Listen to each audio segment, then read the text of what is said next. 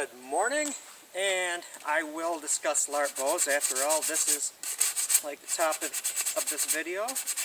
I, however, also realize that my subscribers may watch this and they're not necessarily into LARPing, live action role playing. So I'll add a little bit of extra information. Right now, this is one of my horse bows, sinew-backed oak horse bows, and it's dried. The backing has dried enough to the point where I can add the wraps on the tips and in the handle area.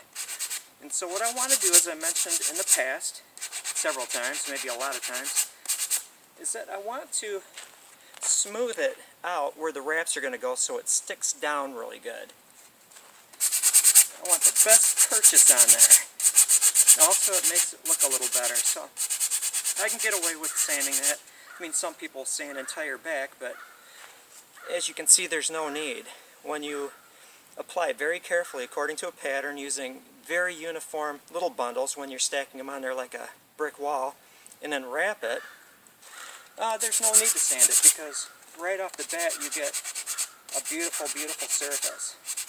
It still has the character of sinew backing without the separations where you can see the wood through there, which is desirable for some people.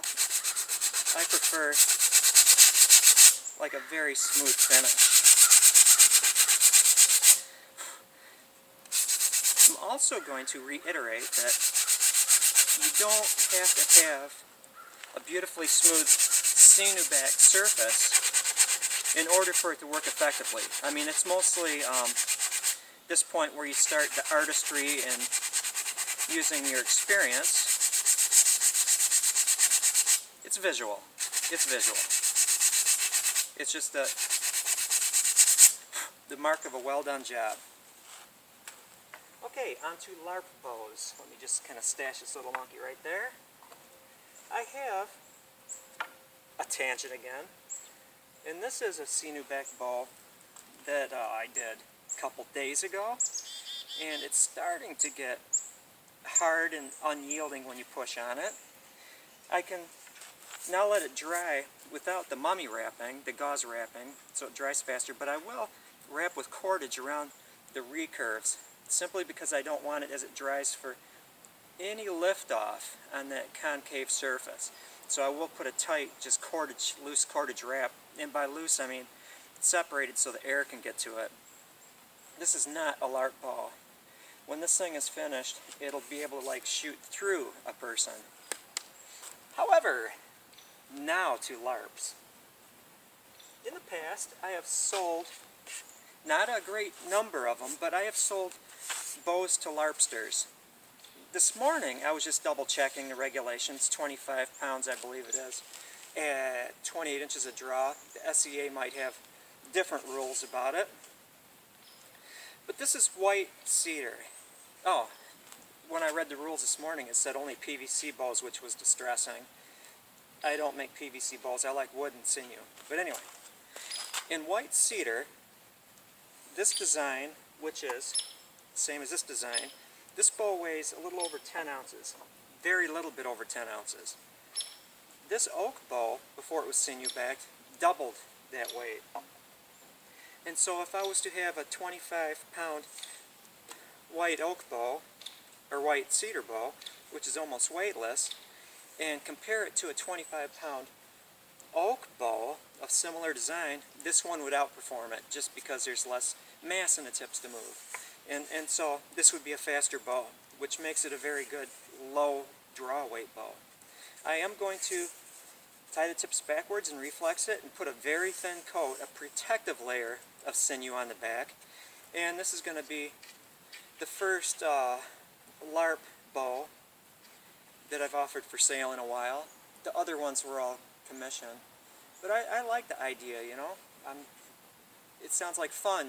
You dress up, you have a group of people that are in it for fun, you're out in the woods or wherever, and shooting each other, you know, and not causing great injury, any injury. The whole idea of LARPing fascinates me. But this is going to be if you're allowed to use wooden sinew and not just PVC, a LARP bow style that I'll be offering. Most of the bows I'll make this winter will be variations of the horse bow because I love them, and I also want to get into making the plain style quiver slash bow case combination. Beautiful package, such a compact way to carry your weaponry.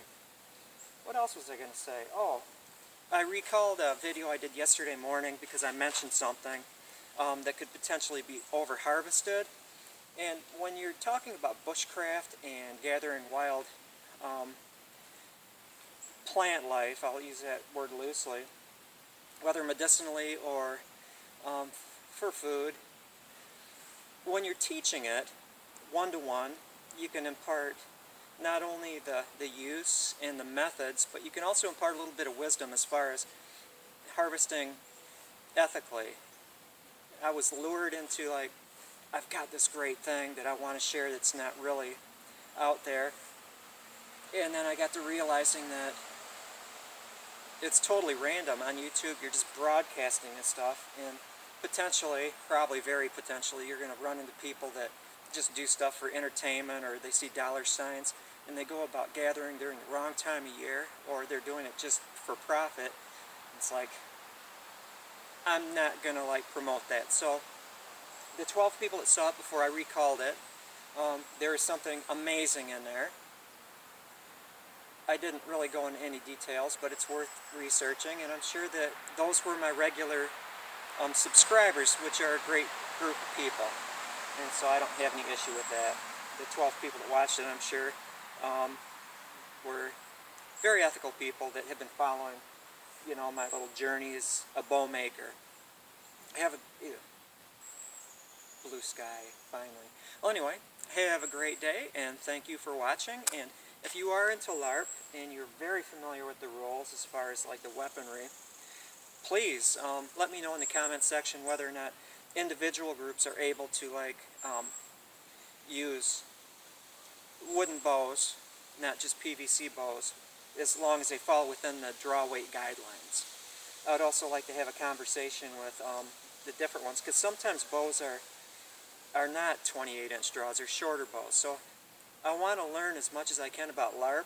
On the internet you can see general stuff, but I'm sure that individual groups have certain rules. And if you are interested in, say, going out into the woods and having your weaponry made from, in your materials that you use, made from the woods and not like a factory, then I'd be most interested in speaking with you.